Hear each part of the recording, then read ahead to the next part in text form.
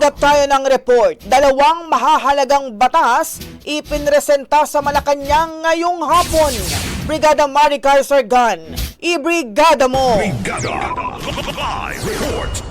Dalawang bagong batas ang opisyal na iprenesenta sa Malacanang ngayong hapon na parehong nilagdaan kamakailan ni Pangulong Ferdinand Marcos Jr. Kabilang sa mga ito ang batas na ginagawang ganap na departamento ang dating National Economic and Development Authority na ngayon ay tatawaging Department of Economy, Planning and Development o DepDev at ang FIVOX Modernization Act. Sa kanyang mensahe, binigyang diin ng Pangulo na layunin ng pagbuo ng DepDev na matiyak ang mas mabilis at epektibong pagpapatupad ng mga proyektong pang-infrastruktura gaya ng mga tulay, paaralan, health centers at kalsada.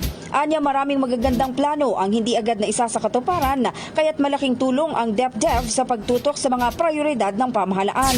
Sa ilalim ng bagong kagawaran, mas magiging sistematiko umano ang pagtukoy kung aling proyekto ang kailangang palawakin, ayusin o ipatigil upang masiguro na kapaki-pakinabang ito sa publiko. Samantala sa layunin namang palakasin ang kahandaan ng bansa laban sa sakuna, ipinakilala rin ang FIVOX Modernization Act. Sa ilalim nito, palalawigin ang kakayahan ng ahensya sa pagbibigay ng napapanahong impormasyon sa panahon ng kalamidad.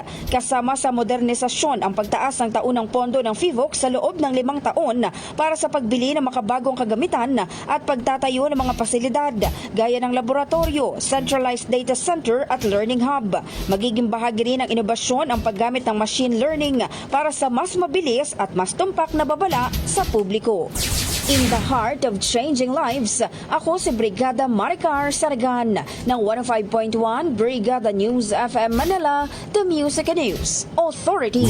Ang bahaging ito ay hatid sa atin ng Guard C Plus with Zinc Capsule. Always protektado ang kalusugan.